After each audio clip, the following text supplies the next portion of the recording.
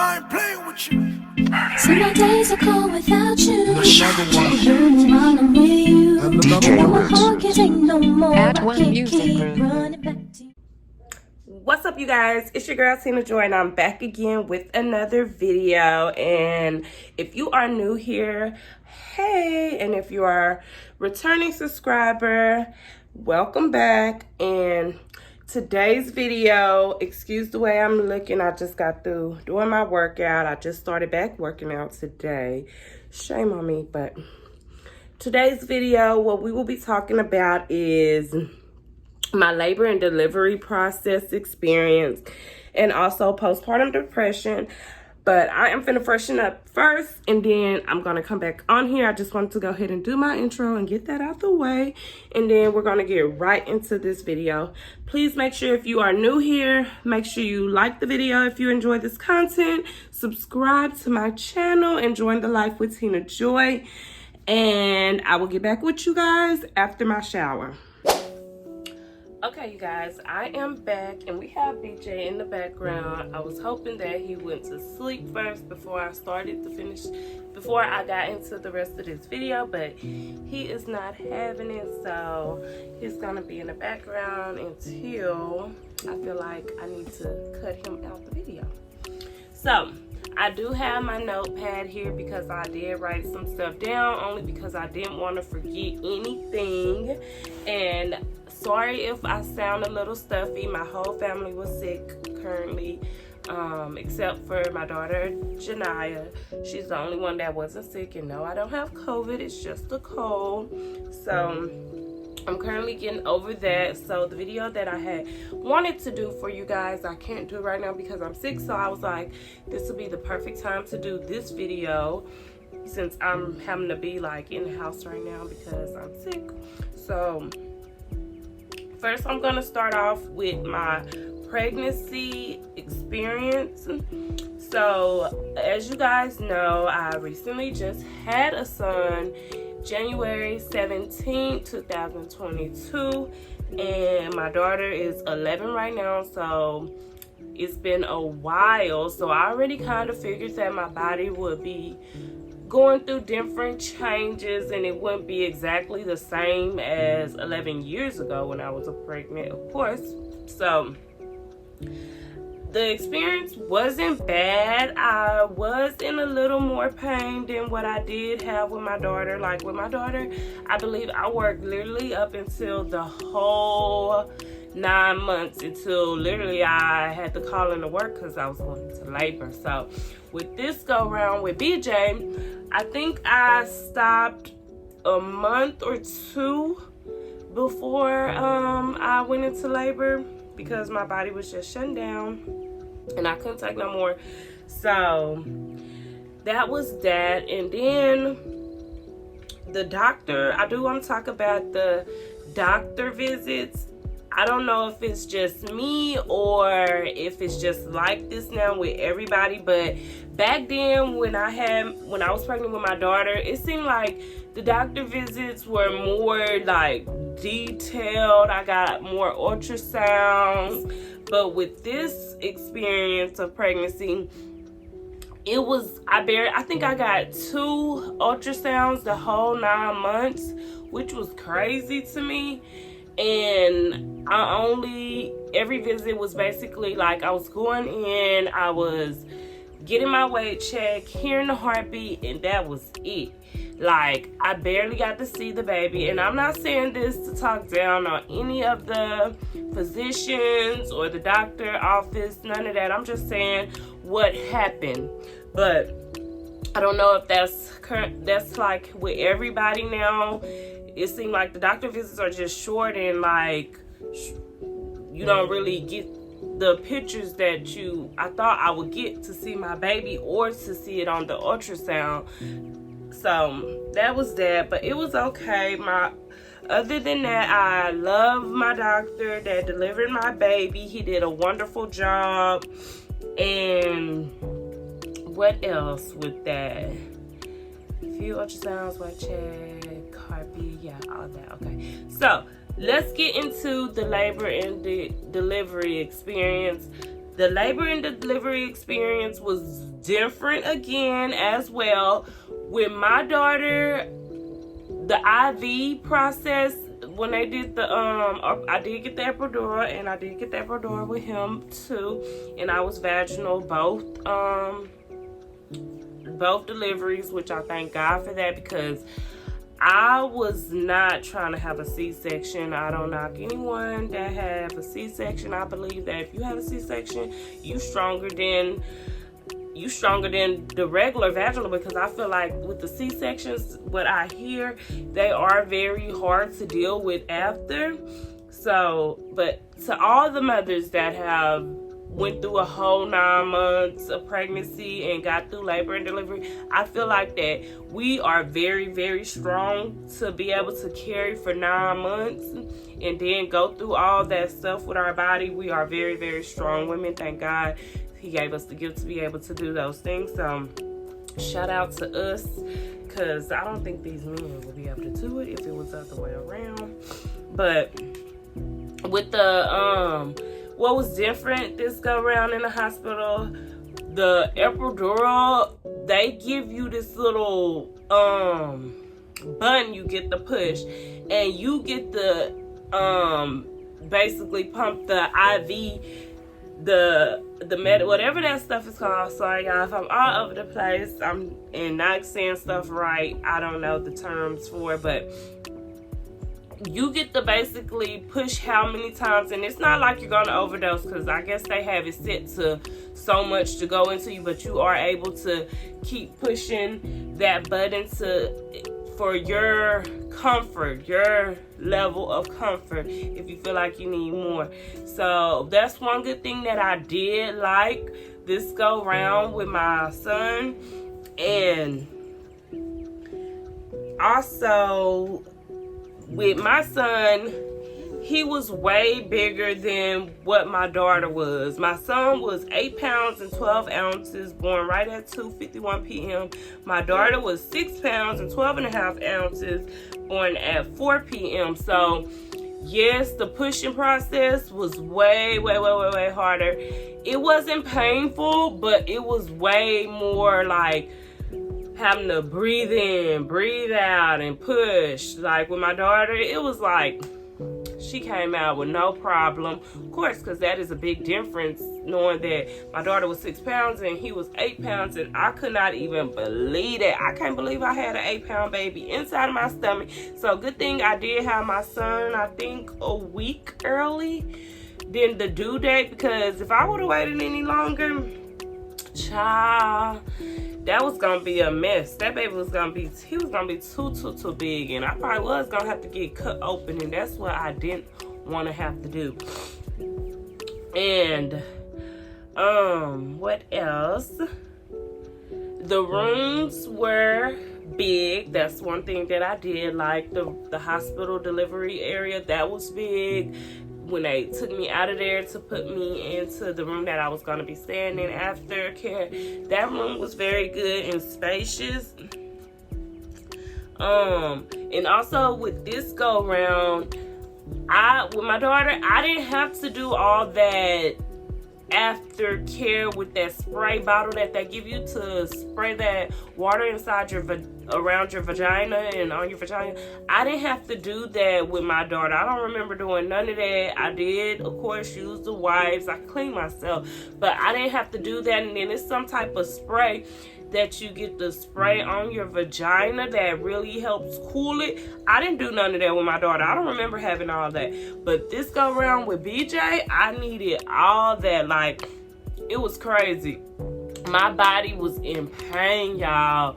Like, with my daughter, I didn't have none of that pain. With him, it was painful. And I believe that's only because, of course, the difference in 2010, just now 2022, I'm just now had another baby. So I am a lot older now. So your body, I feel like it just functions different once you go so many years without a baby. So I understand why they say back to back and get them out the way. But I'm not encouraging anyone young to be out here having a baby. Do not do that. But that was that. And I needed all that extra stuff with him because the vagina, my girl down there, she was in pain and I needed all that extra treatment. But the overall hospital experience stay was good. And I don't know if it's just my hospital or what, but they literally be ready to send you home the next day. And that's crazy to me because I'm like, what? That's it? With my daughter, I know I stayed a whole full 3 days, 3 nights.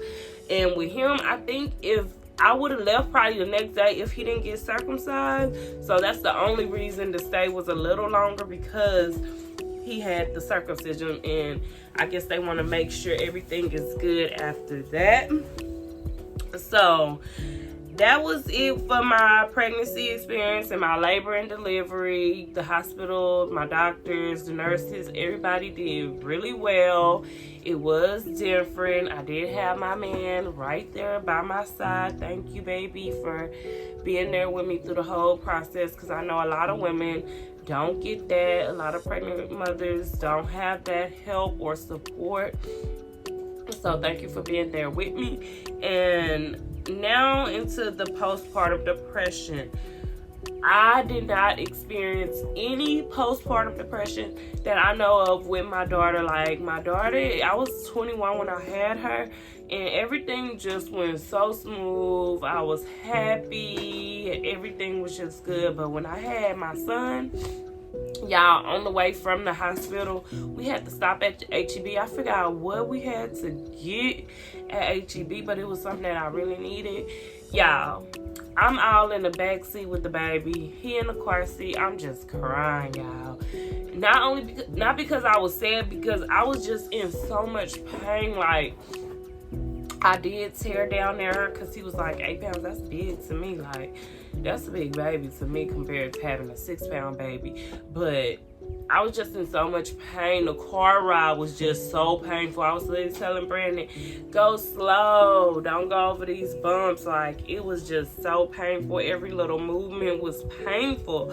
So I don't know what you could do to help that for any mothers that pregnant right now and gonna have their baby and have to go home on a bumpy ride or whatever. I don't know what you can do to help to prevent that. Probably nothing, but that was that. And then when I got home, y'all, I didn't realize until like maybe a week or so that I had the postpartum depression.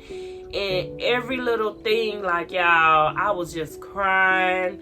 I was sad. I felt like I ain't gonna say I didn't want my baby, but I just felt like, damn, did I make a bad decision? I probably shouldn't have had a baby already. Like, it was all types of thoughts and craziness running through my head. So that's when I knew then, okay, I'm going through postpartum depression. I never felt like this. And I'm the type of female that when I'm going through something, I don't really vent or allow others to help or let other people inside help. And it's not that I didn't have the support. My family is always asking, did I need anything? Do I need to do anything? They were very, very supportive. My boyfriend, of course, was there every step of the way. But it's like I was just shutting myself, isolating myself and shutting myself in, and didn't want to open up. So I was suffering in silence, and the only person that knew that was, of course, my boyfriend, because he was here. So he was seeing, like, dang, I'm just out of nowhere, I'm crying. He don't know what's wrong. I didn't want to talk about it for a while. I was just saying, oh, nothing, I'm okay. But you guys, anybody, I want to just say, if you have a baby and you feel like you going through all those emotions, don't do it alone like I did. Like, if I could go back and change some things, I would, because you don't want to have to go through that hurt, that sadness, that dark place alone. What are you eating now? No.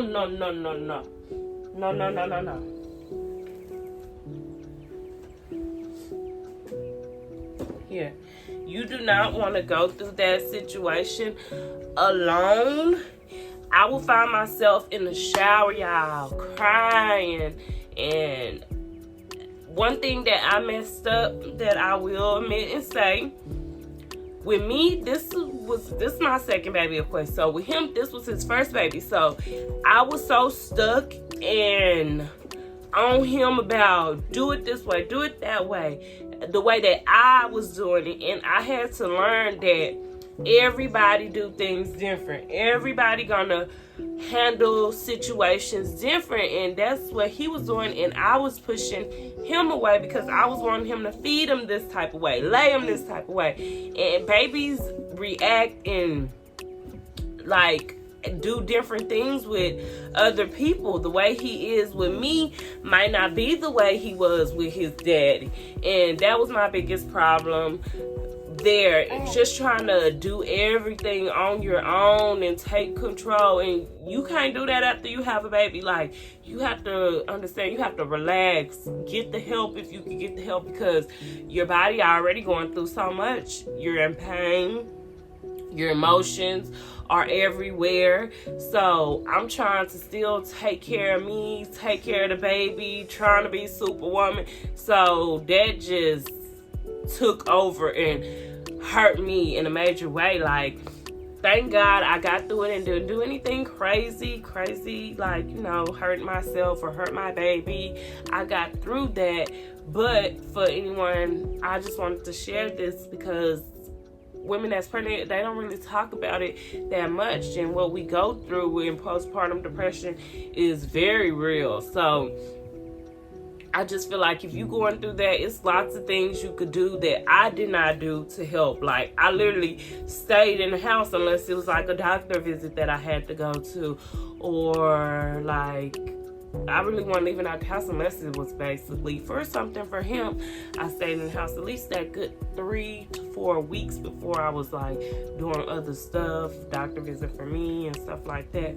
But you could easily read a book, like you could step outside, breathe fresh air, like take a walk if you need to, talk to someone, have a family or friend visit, wear your mask, they can have their mask, spray your house down. But don't just sit in your room and stay in the house. That's not gonna help. And that's exactly what I did. I was literally in my room the whole time, unless I was in my kitchen washing bottles or doing anything like that. I was just, y'all, it was bad, and nobody probably really even noticed because I didn't speak on it or discuss it with family or friends. So I did suffer from postpartum depression. And now that he is about to be 7 months on the 17th, I feel like I'm in a better place that I can open up and talk about this, because I'm definitely mentally, physically, and emotionally way better than what I was when he was like 0 to 3 months. It was a mess. Like, it was just a mess, y'all. And then the stuff that your body goes through. What's the matter, Poo-Poo? Here. The stuff that your body goes through, y'all, my feet was swelling. So I was sad about that. My face was swollen. My face was breaking out. I was sad about that. Of course, your body is not the same from before you was pregnant. I still had the baby weight. I was sad about that. I wanted to work out, but when I was in my house trying to do sit-ups, I was in so much pain I couldn't do that, so I was sad about that. Every little thing, y'all, I wasn't even giving my body time to just recover from the surgery, and I felt like that's where I messed up too, because I was so in a rush to, all right, I need to look like this, I need to be doing this, I need to feel this way. And that's not how life works. This is real life. You have to give your body time. Like, this is a big blessing, a good gift that us women can do, be able to carry and have labor and do. So don't be in a rush to be, oh, I gotta get out of this mom body. I gotta be right for summer or whatever. Just give your body time, because when you have a baby and you're going through all those emotions and stuff, you worrying about all that other stuff, it's just gonna make it even more worse. It's gonna make it worse. And don't be alone and feel like you can't talk to nobody or do anything to help and be like me and have to suffer for those months. Because those months that I was sad and putting myself through that, and when I could have been happy, I could have been fixing it, but I wasn't, because I was so worried and didn't want nobody to know. Damn, I'm going through postpartum depression. I didn't want nobody to know that, because I'm like, how could I be so sad when I just had this handsome, beautiful little baby, and this is what I had wanted? So that's embarrassing to have to be like, oh, you sad, you not happy, your body this, your body that. Don't worry about all that stuff what other people think. And that's what my problem was. And another thing with him, I feel like he was a little harder to deal with. Like at night, y'all, he was crying and crying and crying, and that was stressing me out as well, because it's like I couldn't figure out what was wrong with my baby, which nothing was wrong. It's just every baby is different. All your children will not be the same. He wasn't the same like my daughter. So the fact that I couldn't figure that out, it's just a lot that can go on that can stress you out, on top of the emotions and everything. So I just wanted to say that. So anybody out there that just had a baby, or if you're pregnant right now and you're about to have a baby, postpartum depression is very, very real. So do not ignore it.